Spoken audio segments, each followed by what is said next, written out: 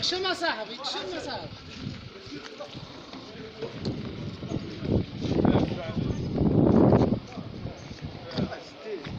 شنو ويلي جا واحد وين جاو دابا فين هو الاخر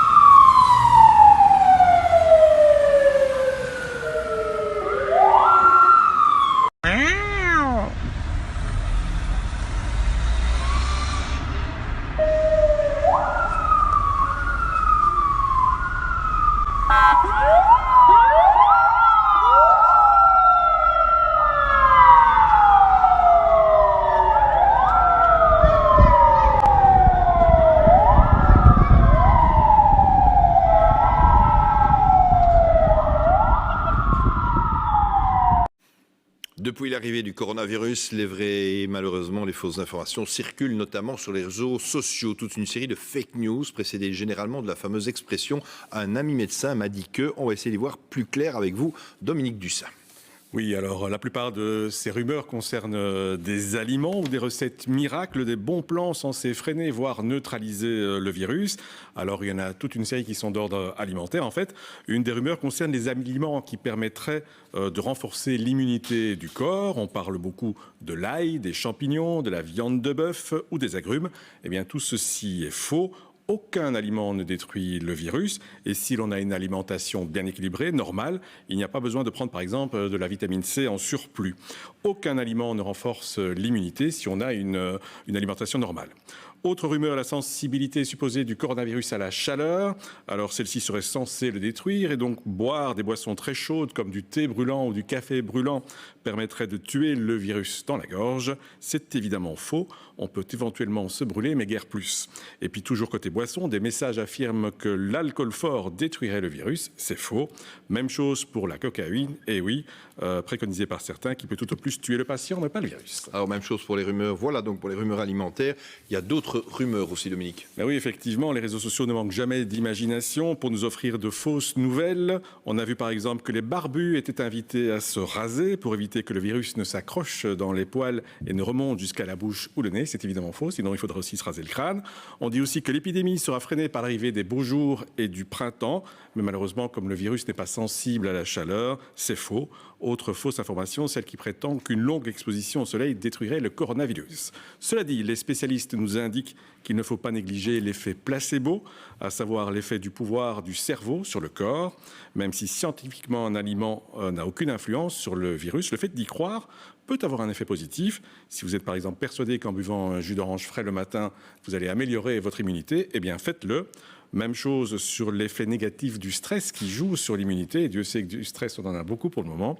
Alors du coup, si allez vous promener, prendre un peu d'air frais en solitaire, pas en groupe, ou du soleil vous fait du bien au moral, eh bien, ça fera indirectement du bien à votre santé. Enfin, dernière rumeur à détruire, celle qui affirme que le gel hydroalcoolique provoquerait le cancer. C'est faux, même s'il faut toujours préférer l'eau et le savon lorsqu'on en a la possibilité. Merci, Dominique.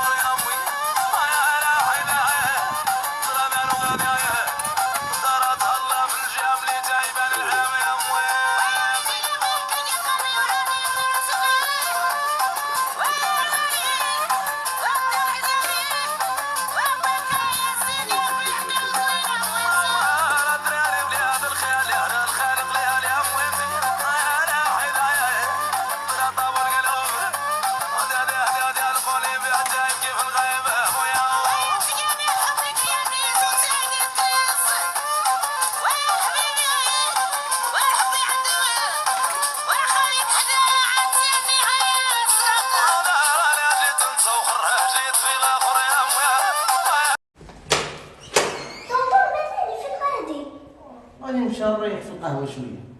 اش غدير في القهوه؟ قهوه سادو على تما في راسك شاد المرض اللي كاين دابا. وقلت نمشي نريح شويه مع الدراري صحابي. انت الا كانت عندك المناعه وما خايفش على راسك، خاف عليا انا اللي صغيره، خاف على المميمين اللي كبيره، خاف على الناس اللي عزاز عليك.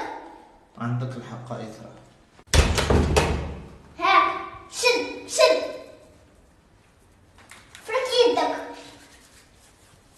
هذا هو الفريك، فرك مزيان يدك. ومنها تبغي تعطس عطس هنايا، ولا شد كلينكس وعطس فيه، ماشي تبغي تعطس تبدا عاكشي عاكشي كانت قديمه. يلا سير لبيتك وقرا شي كتاب، تفرج شي فيلم. راه ديال الزيت ها الفلوس، لا في النقود، في النقود، ها النقود. ولا هادشي اوتوماتيكا.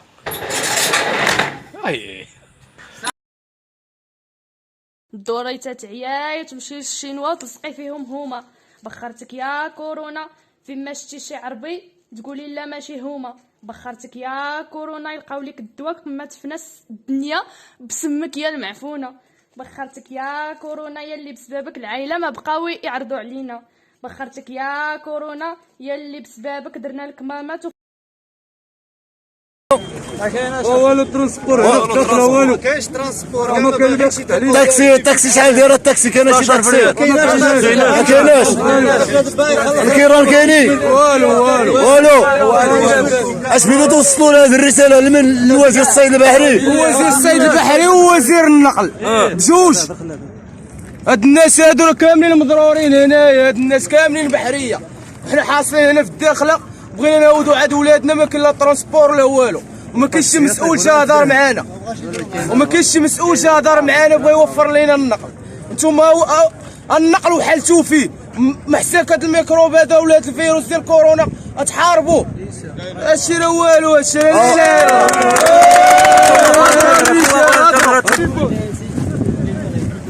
هما عباد الله حاصلين هنا. هما دابا تقول لك تجمع مكان. 4 الكيران كاينين ما بغاش ينتمي. والبحرين في خطر، والبحرين في خطر. دابا تنقول لكم دابا المشاكل ديال البحريه ما عندهمش فاش يركبوا. دار اخويا، دار حنا لا اله الا الله راه حاصلين هنايا. حاصلين عيب الله صافي حاصلين. بغينا نعاودوا عاد والدينا، لا مركوب لا والو، لا اله الا الله، ما عندنا ما ناكلوا ما نشربوا لا المقاهي والمطاعم ولا ريستوران وكذا. بنادم اخويا اصبح كلشي مبوربي، حتى واحد ما قدر يشري الحوت والو. الناس واقفين، كلشي واقف، الدعوه ساكته.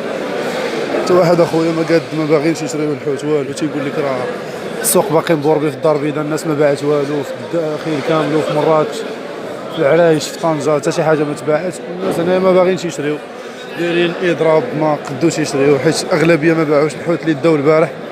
والناس كتشكى غتكون واحد الازمه في السوق، ازمه ماليه وكثره العرض، غيكون واحد التضخم في السوق بزاف. الله يدير اللي فيها الخير.